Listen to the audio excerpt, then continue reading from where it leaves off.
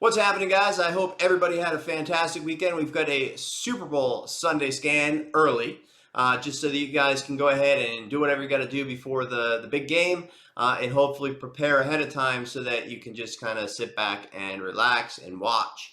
Also, February 14th, Valentine's Day, don't forget. But, let's get right to it.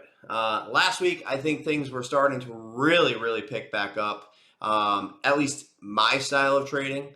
I feel like we really hit the ground running out of the new year. Then I went on vacation. The week after that was awesome.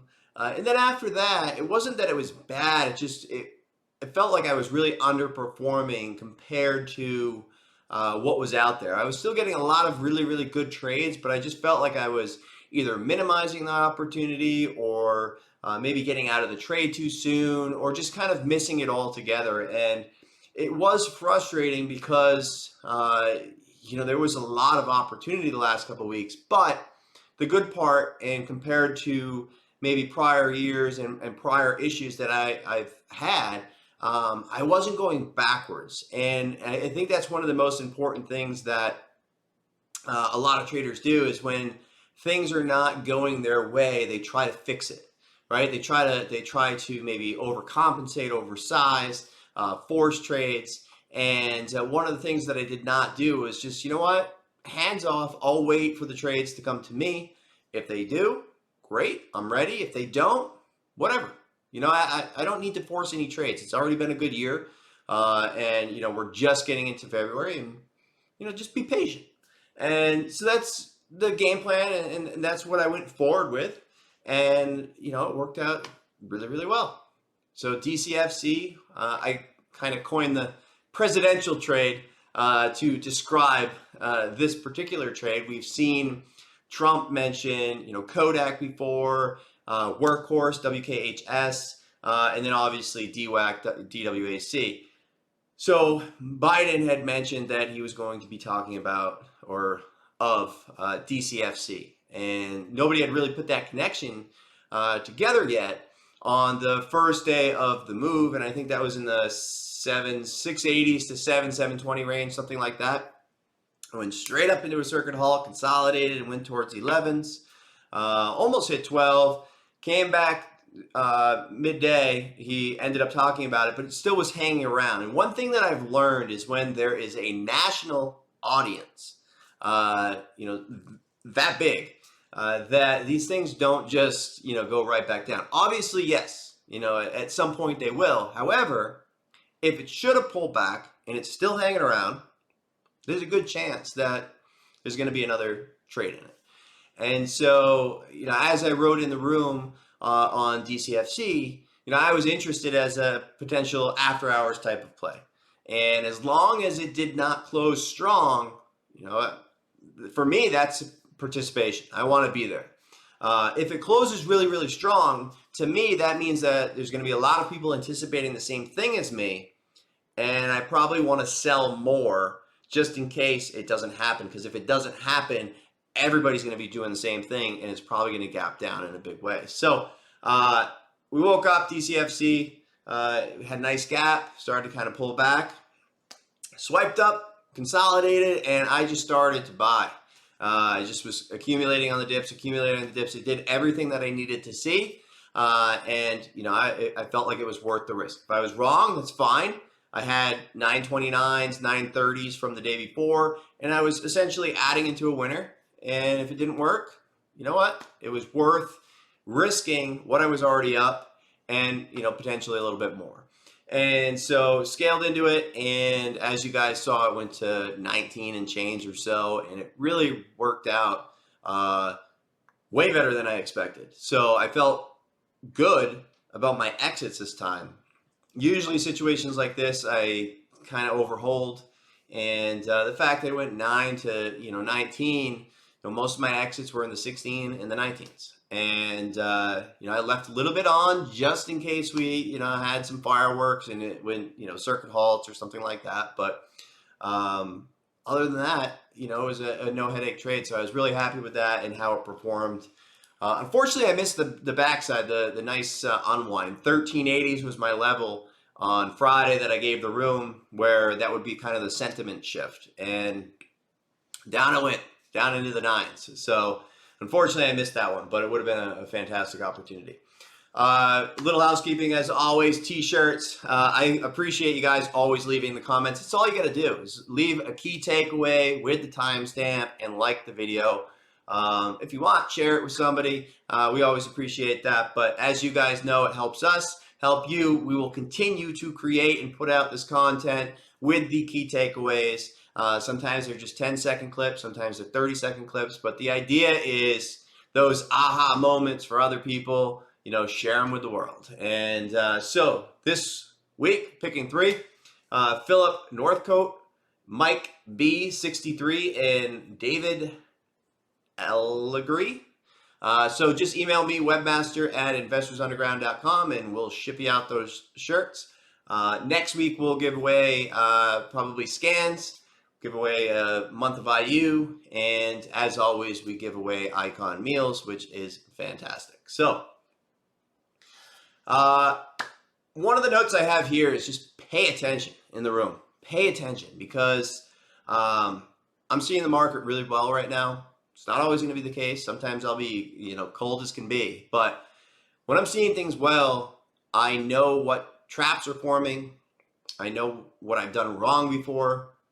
If I see it again, I warn about it. Right? We had a lot of Snap a week and a half ago, Peloton this past week, just, the steady straight up type moves. And if you're trading contrary to whatever way it's going. So for example, if you're trying to catch a bottom, you're taking a long on a stock that's going straight down. The only way you can trade that is into flushes and selling into rips. And if you do anything else besides that, your risk is way out of whack. And that's just not for me. I don't like that style. It's no different than stepping in front on the short side, expecting it to pull back, and if it does, not covering, you're asking for it. And so one of the most important things, in my opinion, is to make sure that if you are reactively trading, you see a stock pop up and you react to it, you short it, pulls back. You have to be proactively covering until it breaks that key level wherever it was being supported and starts to shift the trend. It starts to break down, starts to fail to follow through. And the same thing on the upside. If you're trying to find the bottom, there's no real point trying to find the bottom. Wait for it to have a higher low, something that you can risk off of. But if you are, and you do get those rebounds, make sure you're selling expecting it to fail, right? And I think it's obvious, a lot of times, but sometimes just hearing it a different way. And one of the things that I had said in the room this week was, I know it's 100% obvious, but it's something to think about when you're trading around a core, right? When you're thinking about scaling in and out and in and out and in and out around a core, if you're shorting and the trend is up, you're going to do a lot of work for nothing. Even if you trade it well, your little entry here and your cover here is going to be offset by the price appreciation. And then you're going to nail it again, flushes out, you cover, and then it goes up a little bit more. And you're doing all of this work for nothing. And it sounds simple and it's obvious, but sometimes it doesn't really, it doesn't really hit. And I just said it this week, and a lot of people were like, what? Like, that's the most obvious thing, but yet I find myself doing that every single day. So sometimes just drawing a line and kind of figuring out what causes this to go from the front side to the back side, and show yourself that it's obviously in an uptrend. Just be patient. Wait for that trend to shift before you start kind of sizing in or scaling in around a core.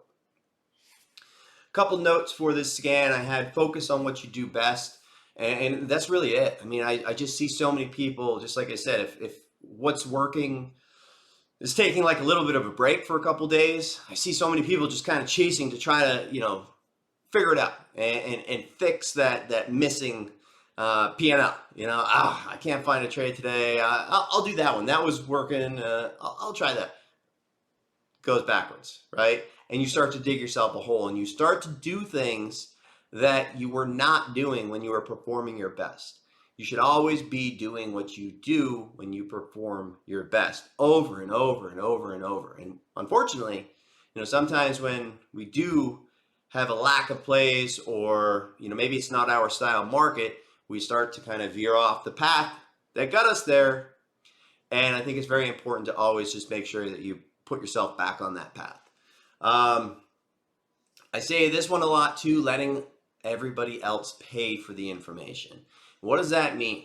If you're trying to find that top, you're the guy or girl that is paying for that information and giving me information, so that when and if I'm ready to go into the trade, I've already seen how it's reacted when you got short and then covered, got short and covered, got squeezed out, and repeat, right? I'm waiting for that exhaustion move when you say, you know what, screw it, I'm done. That is the information that other people are paying for and providing for me to see. That's the exhaustion point that I want to see, whether it's the short side or the long side, right? Trying to find the bottom, just like SPY coming in on Friday. And it starts to kind of do that curl and then curl, and it's staying heavy, and then everybody just kind of comes out. I could see that. I was letting other people tell me that by the way in which the market was acting.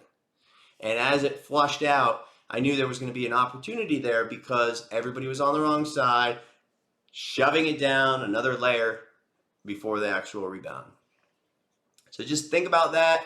Proactive exits, we talked about that. Trading around the core, we talked about that. Draw lines.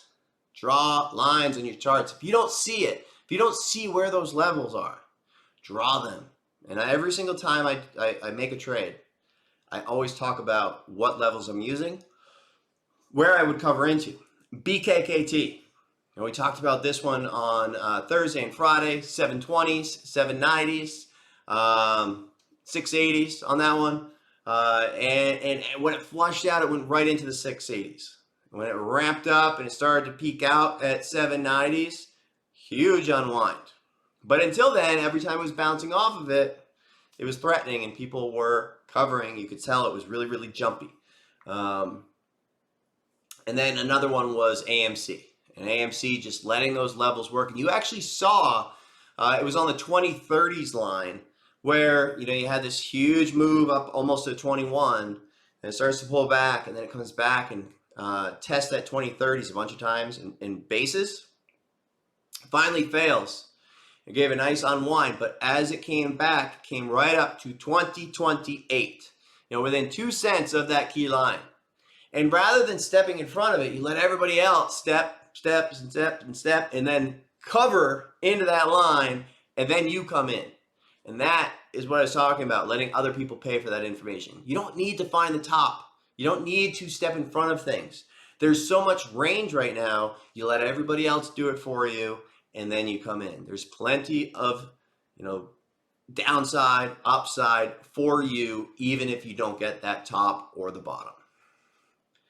And last but not least, before we get into the scan, price alerts. And you forget way more than you think. There's so many price alerts that I've set like weeks ago that go off. And I remember that was a key level. That was a level that I knew that when I forget about it, if it breaks this level, it's an obvious unwind. And you forgot about it. I forgot about it. It was a week and a half ago. And bam, price alert hit, starts to break down. You see it, and then it does everything you thought, right? And if you think about it, how many times you go back and you look at a chart and you say, oh, if I just remember that did exactly what I thought. And it's just because we kind of lose it off radar, just like everybody else. Once the momentum, everybody tries to find the top. Once the momentum kind of goes away, everybody kind of forgets about it, and then it kind of just sneaks off radar, right? If you've got those price alerts set, it's not going to sneak off your radar. So keep that in mind. It's free to set those alerts. We have it all built in to IU, and it just comes right through the chat, and it'll scare you off your seat when those price alerts come. So that's it. Let's talk about watches for Monday. All right, guys, so for the second part of Scan, as always, I'm not a financial advisor. These are not buy or sell recommendations. This is for educational and informational purposes only. If you're not okay with that, great, shut the video off. If you're good with that, you want to learn, and you want to get educated as to what may make a good trade, what may make good risk versus reward, and what I look for when anticipating that, then carry on. So first and foremost, AMC. I love AMC and the way that it trades. It's one of the best trading stocks, I would say, right now. Comes in waves. There's going to be good days that it's got the range, it's got the volume, and then there's going to be other days that it's just kind of directionless. And the sooner that you kind of can figure it out that it's going to be directionless on that day, the more time you're going to get back. Because sometimes we always want to keep on going back to something that's working extremely well. But, you start to get in there and you can try to force it, but look at the range. And if it starts to stay tight around VWAP or certain levels and it's not doing what you thought, just move on. It's not your day on that. And you want this thing to be breaking out of range, or you want to be breaking under range. The consolidation will probably get you hurt. So make sure that on days that it wants to consolidate, days that it just wants to go sideways, that you're cautious with size. There's days that you can use size, or there's days that size is going to kill you. This is just one of those that's been, I've been talking about the levels in the room and kind of letting this thing prove and see that fall through. We talked about the 20-30 line. You can see how just by drawing this line right here, it was kind of a little bit of a support here before it flushed out to VWAP, which is typical. You want to assume that VWAP might hold. And then as it starts to go, everybody that started to use that 20-30 as that backstop, guess what? They crack through it, they blow everybody out, and then guess what? Unwinds. Fantastic trade. Really, really prepared for this in the room. And then you can even drop in another line and you can see that this prior level of support, sure, it tests once. As it breaks under, comes back and fails, that's when you get that secondary unwind. It was a fantastic trader. Really gave some great opportunities. You can see how prior levels of support end up acting as resistance many times. And the more information, the more kind of data that you can use to help you with a thesis, that's great, because you can also tell when you're wrong on the trade. And that's the problem that a lot of people have, is when to be wrong. And if it's clear as day and you're using those levels and those lines, I think that it will help you as a trader. So, I don't really have a buy. I'm hopeful that this thing gaps up, but the last 2 days, it's really been in tune with the market. So if the market pulls back, this thing pulls back. If it starts to break out, this thing breaks out. So right now, SPY is a great indicator on how to trade this thing. Look for relative strength, relative weakness, and that can also add a little bit more edge. But for now, let's see. I mean, we've got a lot of headlines on Friday and all over the weekend. So are we going to gap up or down 500 points? That we'll see. But I'd love to fade this thing back to the 17s. We'll see what happens. AFRM, like I said, this thing is one of those where I haven't seen this for quite some time. And probably about 1.5 years or 2 years ago, we had a similar situation where we got kind of like a preview of the numbers that was on a PDF on the website that was uploaded before it was the SEC filing. And the stock, cratered midday. This time, like I wrote in the scan, by the way, if you click the description, you can go to the scan, and I always write like a little blurb. But this actually had positive, they tweeted out all the positives. You know how typically a PR would have, this is positive, this is positive, this is positive. But they forgot to mention that they guided down, and the numbers weren't what the street wanted, obviously. And so the positive tweet came out right over here, and it was pretty much holding it pretty well. You can see that it peaked out 4 times in that 83 area. All hindsight, not a trade that I want to take. But when the news did hit, when they put out the real PR, guidance was low, and it completely came apart. So it caught all of this volume on the wrong side because everybody's buying, oh man, they crushed the numbers. And then the reality hits and everybody's on the wrong side of the trade, not prepared. And I think a lot of this was options driven as well, because obviously they've got a hedge, they buy, they sell certain contracts against it, things like that. And when it's all out of whack, you get moves like this. And man, was that something. So ideally, I'd love to see gap down another, $1, $2, maybe even $3. Maybe $1 or $2 flush out, and then some sort of rebound back up. So, I'm sure everybody will want to play the bounce to 50, but I wouldn't even count on that. I'd be looking, potentially a gap down 42, 43, and then some sort of flush. Now, in a perfect world, we get 38 to 40, but I think that's kind of a little aggressive, another 10% or so down, maybe 15% at that point. But if it was a gap down 40, 43, I'd be buying that flush, but okay with 38 to 40 hitting. Like that's where in my mind, I would not trade size that, I'd be blowing up at 38, right? I personally would be buying a flush with a risk that, a share count, I guess, that I'm comfortable risking to 38 with, right? And then that way I know I'm not going to be emotionally attached. Let it kind of figure itself out. If it starts to rebound, I would probably scale in and then risk the lows. If it stayed heavy, then I'd probably bet. But we'll see what happens. And, as always, I'll share my thoughts and kind of see, where we end up on Monday morning. But it's definitely going to be a crazy one. And, don't think that this just has to bounce because it's down a lot. It doesn't, as you've seen. UVXY. I always love when they bounce after I've missed them for, weeks and weeks and weeks. The one message that I have on here is to not forget after I forget, right? And I said that on the last couple of video scans.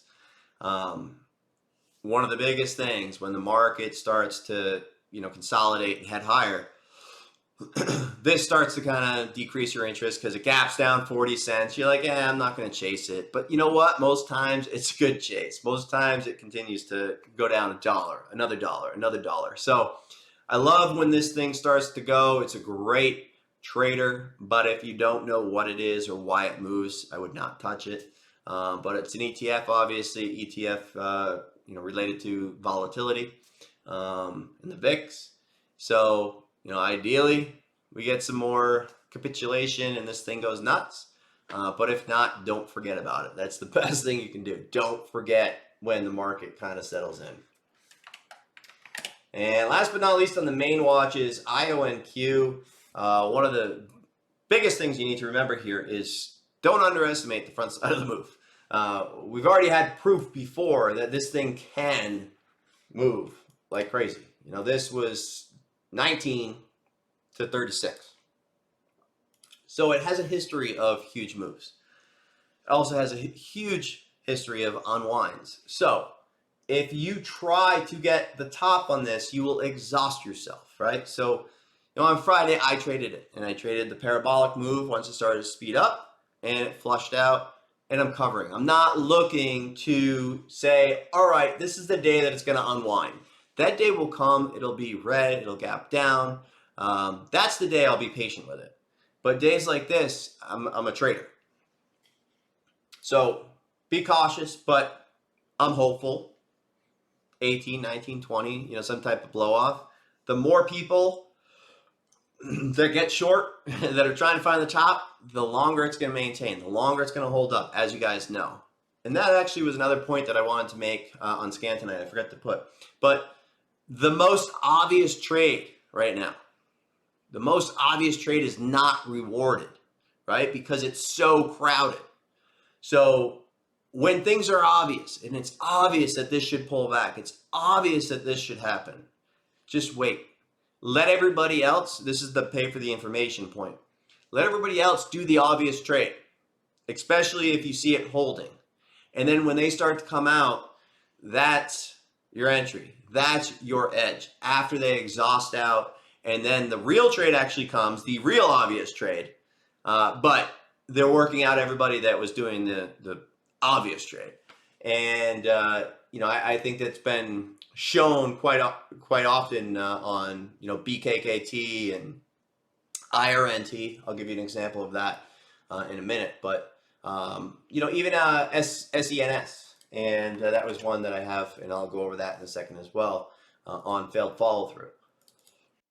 So next section is failed follow through, which for me, I'm looking for stocks to either push up and start to break down, fail to follow through with the momentum that they had prior. Looking for it to fail off of a prior test and break down from there. Something like DWAC has been fantastic lately, and each and every single morning, as long as it does not hold trend, I'm looking for failed follow through setups to lean and then cover the flushes. I'm not looking, we got that huge unwind day over here where it just flushed out, and it really gave an amazing trade that day.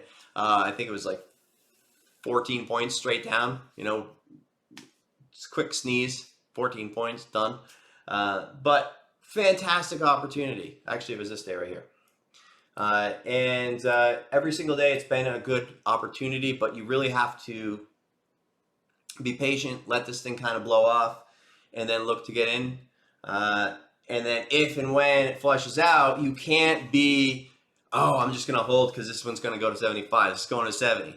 No, it doesn't work that way because it's the most obvious short. So everybody's already short. And as soon as it flushes, if you don't cover, they start to squeeze it back up and squeeze you out. So you have to be covering. And, you can see on my trade, I post all my trades in the Traders Lounge each and every single day. And if I ever forget, just PM me and I can always add them. Sometimes, if I get off the desk at 4, sometimes I'll forget and I'll put them in later on. Great example of it, and you can see by the trade that I took on that one, reacting to the flush. SENS, I posted this one on Twitter as well as obviously in the room, but I just knew it was going to be a popular one, so I kind of shared my thoughts. But I had been tracking this one for quite some time because it was a run up into a decision. So you've already got this move from 210s all the way up to almost $4 per share. So how much of it is baked in, right? So they got FDA approval, and guess what? It's not going up, right? So if they got FDA approval and this thing was $4.50 and it's ripping around, it's having a good time, everybody's happy, nobody's selling because it's everybody's up, then that's a different story. But this got FDA approval and it's barely up and it's barely moving. And what happens if it doesn't go up on FDA approval, right? It's probably either going to stay flat, or as soon as somebody starts to sell, it's going to be sell the news. And that's exactly what it was. I got short at 360s, just like I said, 362, 365. Covered a little bit just in case, 350s, reshorted 360, 350s.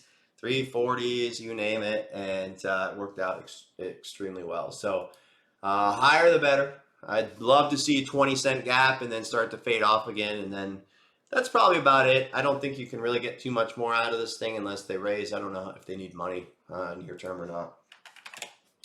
IRNT was fantastic. This is the other point that I was going to make with the obvious trade, right? So you've got this after hours move, and then you've got this midday action. And so what happens is you've got everybody kind of fading it. It's the most obvious thing to do. And then there's just too many on the same side of the trade. It starts to go. They squeeze out everybody that's got too much size, right? You're not covering here if you're positioned correctly. If you've got too much and you're trying to be a hero, you're freaking out. Then it starts to go, consolidates over VWAP, does it again, huge reject, and then unwinds, and obviously nice failed follow through from there. But what you can take away, what we talked about in the room, is you've got this nice base 425, 430s. And so the fact that it's not making new lows throughout the day, you want to be cautious and you kind of want to be covering before everybody else realizes they need to cover, because once they do, you're already at VWAP and you'd end up being this person covering in a panic. I'd rather be adding there. I'd rather have an opportunity to scale into this push if I want it. So whenever that happens on the intraday chart, to me, the next day I want to watch it, because what that tells me is everybody sized in short and everybody got out, right? Everybody shorted in the morning, covered through the afternoon. So the price held, right? So it looked strong, but really it was just a bunch of shorts coming in and a bunch of shorts going out. So the next day, there's a good chance that the shorts aren't there and the sell continues. And that's why I was short biased on Friday, and that's why, I faded the trend, and it was a pretty nice trade. And I'd be looking for similar, probably fill that gap back towards, this 3 range, something like that, right into here, 360s down to, 350s. We just saw very similar with SOPA, very similar setup right here, blew out, and then they raised the next day. Same kind of setup, BKKT. I would compare this one to BBIG, where we had this nice little move. Once again, the most obvious trade. It went up too much too soon. Obvious short, easy to borrow. It's got options. It's got staying power. You got to just let it do its thing and trade it. Don't try to be a hero. Don't try to nail the unwind. Yeah, there's a good chance that this goes back to 5 in the near term, but you will exhaust out trying to get there if you keep on sizing in and waiting, sizing in and waiting. When I take this trade and it flushes, I'm covering. And then if I cover and it stays heavy and it looks like it's going to continue down, I will react. And I really think that's the only way to not get pre-exhausted and then end up moving or missing the entire move altogether. So once again, same kind of thought process there. Peloton and Twitter, just your normal, higher the better, failed follow through. They'll trade with the market, right? So I don't need to make a whole plan with this thing. I'd like to continue to fade them if the market stays relatively heavy, or if these are relatively weak versus their peers. But if the market's up 500 points on Monday, then obviously that's not a trade. So a very market dependent style trade. And last but not least, continuation side, I just put KAVL on here. This one we've been talking about for quite some time now, about being super trappy. A lot of shorts are caught. And to me, they blew out all the shorts for sure on Friday, I would say, and it really looked good. And then all of a sudden, the market took a downturn. So I think they just kind of got ahead of themselves and then unwound people took off their long exposure. So that said, I bought into the weakness. I would expect that it might gap down, maybe 2, maybe 180s. We'll see. But I wanted a starting point just in case the 230 level started to break out again and started to firm up. Then I can add to that winner. So I just wanted to participate, but not at any large capacity yet. Just a thought that a lot of people might have hammered into it on Friday because of the market conditions. And if it does start to reclaim that 230s, there's a potential for nice breakout, good volume. And so far, it's all been a trap. So we'll see. But I'm not super bullish on it yet, only if they trap it a few more times. Otherwise, we could be looking at 150, 170, something like that. But that is where my head's at. That's what I'm prepared for the week ahead. I am just trying to stay focused, and I don't need to try to absolutely crush it on different names. I just need to stay focused and trade what I'm best at, and that's what's been working. And one of the most proud things I think of this year is over the last week and a half, 2 weeks, like I said, it's been okay, but it wasn't like the first couple weeks of the year. And typically I know, I kind of try to push it in different spots to, not necessarily keep up, but, try to stay on pace of what I was doing.